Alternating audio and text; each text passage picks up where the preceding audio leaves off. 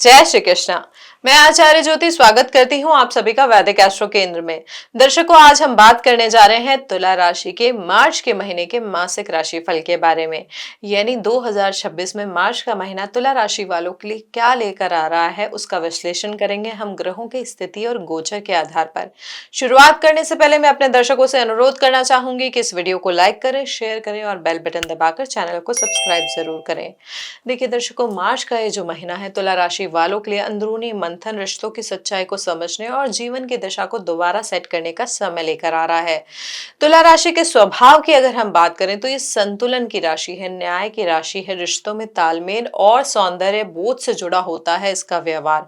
लेकिन मार्च में ग्रहों की चाल आपको सिर्फ सब ठीक रखने के बजाय ये समझाने आई है कि कहाँ समझौता जरूरी है और कहाँ क्लियर डिसीजन। यह महीना भावनाओं, करियर की दिशा, सेहत और आर्थिक फैसलों में आपको थोड़ा धीमा लेकिन गहराई से सोचने वाला बना सकता है। इस पूरे महीने का मूल स्वर यही रहेगा कि जो बातें अब तक दबाई जा रही थी वे परिस्थितियों के जरिए सामने आएगी। कुछ रिश्तों में चुप्पी टूटेगी, कुछ प्रोफेशनल मामलों में अचानक बदलाव का संकेत मिलेगा और कुछ फैसले ऐसे होंगे जो भविष्य की नींव को मजबूत करेंगे। मार्च की शुरुआत में ग्रहों की स्थिति की अगर मैं बात करूं तो केतु सिंह राशि में है, गुरु वक्री है जो मिथुन राशि में है, राहु, सूर्य, बुध और अस्त मंगल कुंभ में है और उच्च के शुक्र और शनि मीन राशि में है। तुला लग्न या चंद्र राशि से देखें तो केतु 11वें भाव में है, गुरु जो है आपके 9वें भाव में है, कुंभ में ग्रहों का जो स्टेलियम बन रहा है वो पंचम भाव में बन रहा है और मीन में शुक्र शनि की युति आपके 6ठे भाव में सक्रिय है। 3 मार्च को सिंह राशि में चंद्र ग्रहण भी होगा जो तुला राशि के लिए 11वां भाव का विषय बनेगा। यह ग्रहण मित्रों, सोशल सर्कल, नेटवर्किंग और बड़े सपनों से जुड़ी सच्चाइयों को उजागर कर सकता है। 8 मार्च को जब शनि अस्त होंगे जिससे कार्यस्थल पर दबाव, थकान और जिम्मेदारियों का बोझ पड़ सकता है। 11 मार्च को गुरु मार्गी होंगे जिससे भाग्य, उच्च शिक्षा, कानूनी मामलों और दूर की यात्राओं में धीरे धीरे स्पष्टता आने लगेगी। 14 मार्च को सूर्य का मीन में प्रवेश, यानी फोकस आपका जो है सेहत, दिनचर्या, आपका जो रूटीन है, जो आपका काम है, जो काम का दबाव है उस पर आ जाएगा। 26 मार्च को मंगल उदय होंगे जिससे रुका हुआ आत्मविश्वास और निर्णय क्षमता आपकी वापस लौटेगी। अब इन सभी गोचरों का असर जो है जीवन के अलग अलग क्षेत्रों पर किस प्रकार से पड़ेगा उसे हम व्यवहारिक रूप से समझते हैं। सबसे पहले हम विवाहित जातकों की अगर बात करें, रिलेशनशिप की अगर हम बात करें तो देखिए तुला राशि के जातकों के लिए विवाह का भाव बनता है, उस भाव में आती है मेष राशि जिसके स्वामी होते हैं मंगल, जो कि इस समय अस्थावस्था में कुंभ राशि में यानी पंचम भाव में है। इसका सीधा असर ये होगा कि विवाहित लोगों के जीवन में संवाद की कमी महसूस हो सकती है। एक जो इंटेलेक्ट कनेक्शन होता है, जो एक माइंड कनेक्शन होता है वो कहीं ना कहीं बिगड़ सकता है। पार्टनर के साथ बातें होते हुए भी ऐसा लगेगा कि सामने वाली पूरी तरीके से समझ नहीं पा रहा है आपकी बात को। छोटी छोटी बातों पर अहम टकराव हो सकता है, ये पुराने मुद्दे भी सामने आ सकते हैं। खास तौर पे 1 से लेकर 20 तारीख के बीच में संयम बहुत ज्यादा जरूरी रहेगा। जो लोग अविवाहित है उनके लिए महीना दिल के मामलों में भ्रम पैदा कर सकता है। किसी से आकर्षण होगा लेकिन मन पूरी तरीके से आश्वस्त नहीं रहेगा। यहाँ पर फ्रेंड सर्कल के माध्यम से कोई संपर्क आपका बन सकता है या सोशल मीडिया के थ्रू भी बन सकता है। पर 3 मार्च के बाद चंद्र ग्रहण के आसपास उस व्यक्ति की असली मंशा आपको समझ में आ सकती है। यहाँ पर यह भी ध्यान दीजिए क्योंकि आपके प्रेम भाव में इतने सारे ग्रहों की युति हो रही है तो प्रेम संबंधों में यहाँ पर अचानक कोई बड़ा मोड़ सामने आ सकता है। कुछ लोगों को पुराने रिश्ते से हो सकता है दूरी बनानी पड़े, तो कुछ लोगों के लिए अचानक रिश्ता सार्वजनिक हो सकता है। हो सकता है कि आप माता पिता की सहमति के बिना भी अपने विवाह को, अपने रिश्ते को आगे बढ़ाने की तरफ लेकर जाएं। यहाँ पर संतान से जुड़े हुए मामलों में भी माता पिता को धैर्य रखना होगा, खास तौर पे पढ़ाई या व्यवहार को लेकर।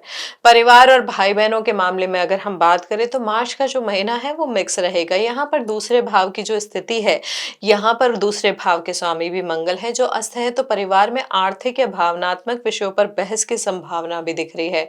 यहाँ पर भाई बहनों के साथ गलतफहमी अगर बढ़ेगी तो वो 8 से 15 मार्च के बीच में बढ़ सकती है, लेकिन यहाँ पर 26 मार्च के बाद स्थिति थोड़ी सी ठीक होने लगेगी।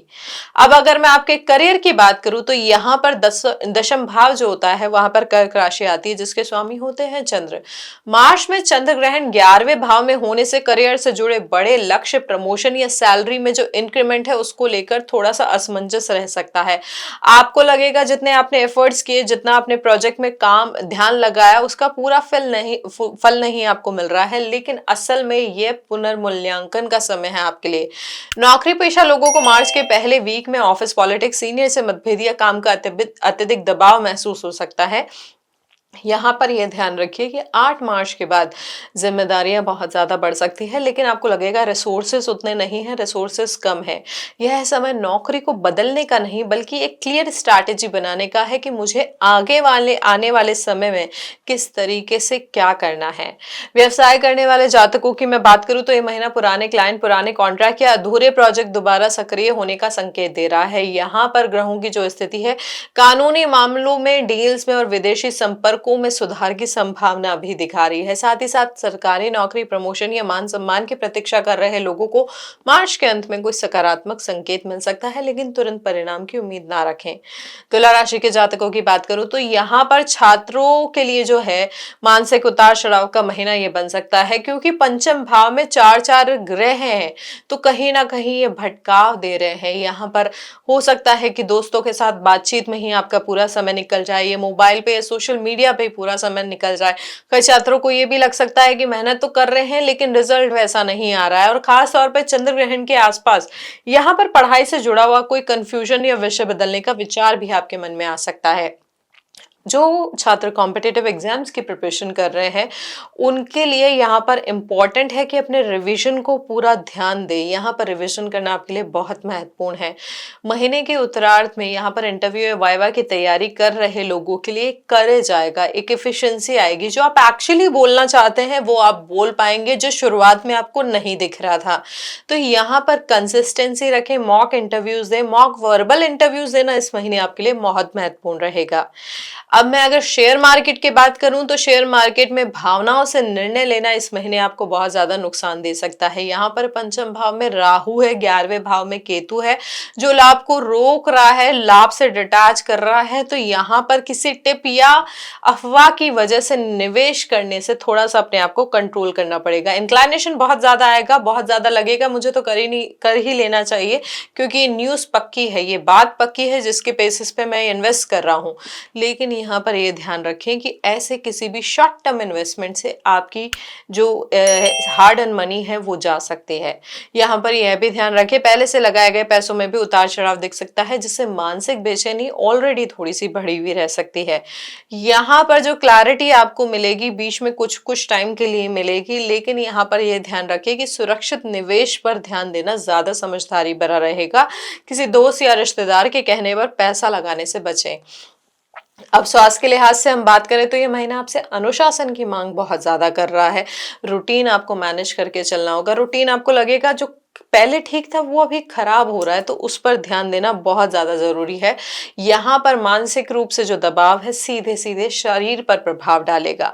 यहाँ पर नींद पूरी ना होना, सिर दर्द, आंखों में जलन, त्वचा या हार्मोन से जुड़ी समस्या आपके लिए उभर सकती है। जो लोग पहले से शुगर, थायराइड या पेट की समस्या से जूझ रहे हैं, उन्हें इस महीने लापरवाही बिल्कुल नहीं करनी चाहिए। यहाँ पर 8 मार्च के बाद जो है थोड़ा सा लिथार्जी बढ़ सकती है, बॉडी में हीट बढ़ सकती है। इस महीने कोशिश करें योग अच्छे से करें, प्राणायाम अच्छे से करें और समय पर भोजन जरूर लें। यह महीना है जो है आपको एक रूटीन को मैनेज करने के लिए आगाह कर रहा है। अगर आपने वो मैनेज किया तो बहुत सारी चीजें फिजिकली, हेल्थ वाइज आपके लिए इंप्रूव हो सकती है। धन के मामलों की अगर मैं बात करूं तो यहाँ पर तुला राशि वालों को संतुलन बनाकर चलना होगा। यहाँ पर जो आपके धन भाव के स्वामी हैं वो अस्त हैं, तो उनके अस्त होने की वजह से घर, वाहन या परिवार से जुड़े हुए खर्चे अचानक सामने आ सकते हैं। यहाँ पर पैसों की जो स्टेबिलिटी, स्थिरता है, उसमें आप फ्लक्चुएशन फील करेंगे। 3 से 20 मार्च के बीच संपत्ति खरीदने या बेचने का फैसला जो है वो टालना बेहतर रहेगा, और किसी को उधार पैसा देना बाद में तनाव का कारण बन सकता है, तो यहाँ पर उधार देने से बचे। महीने के आखिरी हिस्से में रुका हुआ पैसा मिलने या कोई पुराना भुगतान क्लियर होने की संभावना आपके लिए बन रही है। विदेश यात्रा के हिसाब से मैं बात करूं तो यहाँ पर जिनका विदेश से संपर्क है, एमएनसी में काम करते हैं या बिजनेस डील जो है फॉरेन क्लाइंट के साथ है, तो उनके लिए यहाँ पर बहुत अच्छा योग बन रहा है। हालांकि 3 मार्च के आसपास कोई ईमेल या कॉल कंफ्यूजन क्रिएट कर सकती है, लेकिन 11-12 मार्च के बाद आपकी स्थितियां स्पष्ट होगी। जो लोग मल्टीनेशनल कंपनी या विदेशी क्लाइंट के साथ काम कर रहे हैं, यहाँ पर उनके स्थायी सेटलमेंट के योग अच्छे दिख रहे हैं। यहाँ पर दिशा को क्लैरिटी देने के लिए आपको अपनी प्लानिंग को स्ट्रॉन्ग करना होगा। जो भी उसके प्रोज एंड कॉन्स है, जो भी मेंटल क्लैरिटी है, डॉक्यूमेंट क्लैरिटी है, वो बना के आगे बढ़ना होगा। देखिए, ये था हमारा विश्लेषण तुला राशि के जातकों के लिए मार्च के महीने का कि कैसे ग्रहों की स्थिति आपके जीवन के विभिन्न आयामों को प्रभावित करेगी। अब जैसा हर बार हम आपको बताते हैं, कुछ आसान से उपाय जो ग्रहों की स्थिति को संतुलित करें ताकि जो उनका परिणाम है वो उनमें भी संतुलन आ पाए। आप क्या कर सकते हैं? सबसे पहले और सबसे महत्वपूर्ण उपाय है आपके लिए मार्च के महीने में शनिवार को पीपल के पेड़ के नीचे तिल के तेल का दीपक लगाना। शुक्ल पक्ष के पहले शनिवार से शुरू करने का प्रयास करें। उसके साथ साथ आप क्या कोशिश कर सकते हैं? आप कोशिश कर सकते हैं शुक्रवार से शुरू करें और शुक्र के बीज मंत्र का जाप करें। ये जो बीज मंत्र का जाप है वो आपके प्रेम जीवन में, वैवाहिक जीवन में, आपके रिश्तों में थोड़ा सा सामंजस्य लेकर आएगा, संतुलन लेकर आएगा। साथ ही साथ ये ध्यान रखें कि इस महीने योग में अनुलोम विलोम करना आपके लिए बहुत महत्वपूर्ण है और जीवन शैली के अनुसार समय पर सोना और समय पर जागना भी आपको शारीरिक रूप से जो भी समस्याएं हैं उसको ठीक करने में वो हेल्प करेगा। ये आसान से उपाय आप मार्च के महीने में करके तुला राशि के जातक अपने ग्रहों के प्रभाव को संतुलित कर सकते हैं। और हमेशा ये ध्यान रखें, जो भी उपाय कर रहे हैं यथाशक्ति करें और श्रद्धा पूर्वक करें। मार्च का जो महीना है दर्शकों, तुला राशि वालों को ये सिखा रहा है कि हर चीज को संतुलन में रखना ही असली समझदारी है। जल्दबाजी नहीं बल्कि सोच समझ कर लिया गया फैसला आगे चलकर बड़ा लाभ दे सकता है।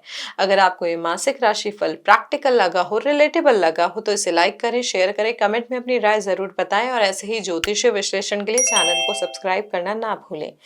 हरिओम।